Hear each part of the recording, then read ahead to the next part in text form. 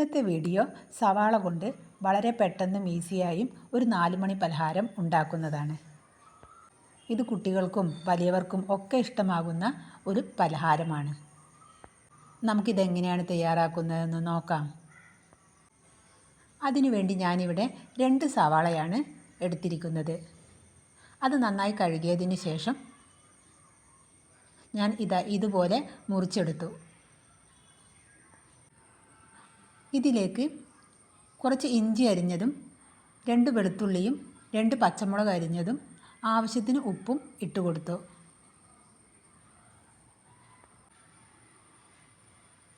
അര സ്പൂൺ മുളക് പൊടിയും നമ്മുടെ എരിവിനനുസരിച്ച് അതെടുക്കുക.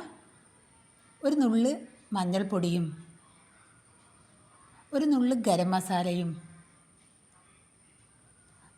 ഒരു നുള്ള് പെരിഞ്ജീരക പൊടിയും അര സ്പൂണ് ചിക്കൻ മസാലപ്പൊടിയും 2 ടേബിൾ സ്പൂണ് കടലമാവും 2 ടേബിൾ സ്പൂണ് മൈദപ്പൊടിയും 2 ടേബിൾ സ്പൂണ് അരിപ്പൊടിയും ഇട്ട് കൊടുക്കുന്നുണ്ട്. ഇനി നമുക്ക് അതൊന്ന് കൈകൊണ്ട് കുഴച്ചെടുക്കാം.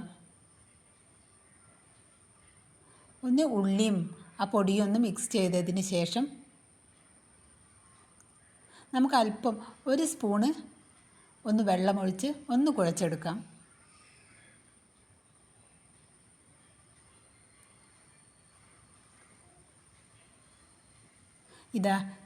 ഇതുപോലെ ഒന്ന് കുഴച്ചെടുക്കാം. പിന്നീട് നമുക്ക് ഇതിൽ നിന്ന് കുറച്ച് മാവെടുത്ത് ഒന്ന് കൈ വെള്ളത്തിൽ മുക്കിയതിന് ശേഷം മാവ് ഉരുട്ടി മറ്റേ കയ്യിൽ വെച്ച് ഒന്ന് പരത്തിയെടുക്കുക. ഇതുപോലെ.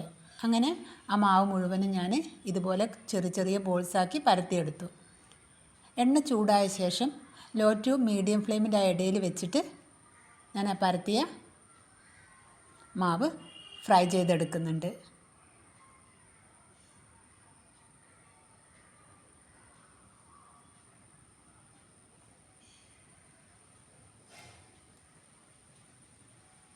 ഒരു സൈഡ് വെന്താൽ നമുക്കതൊന്ന് മറിച്ചിട്ട് കൊടുക്കാവുന്നതാണ്.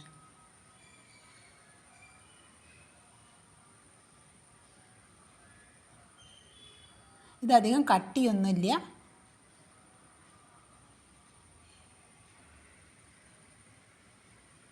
രണ്ട് സൈഡും വെന്ത് കഴിഞ്ഞാൽ നമുക്കത് കോരിയെടുക്കാം. ഇപ്പോൾ 2 സൈഡും വെന്തിട്ടുണ്ട്. നല്ലോണം മൊരിഞ്ഞിട്ടൊക്കെ ഉണ്ട്.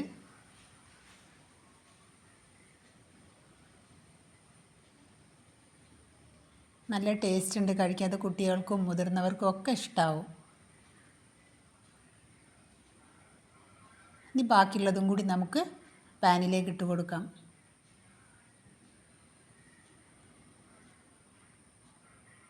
ഇത് പെട്ടെന്ന് ഉണ്ടാക്കുകയും ചെയ്യാം. നമ്മുടെ കയ്യിൽ 2 സവാള മാത്രം മതി.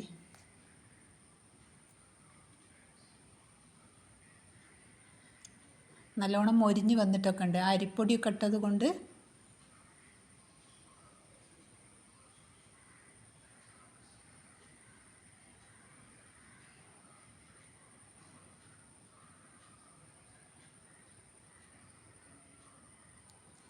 ഉള്ളൊക്കെ വെന്തിട്ടുണ്ട്.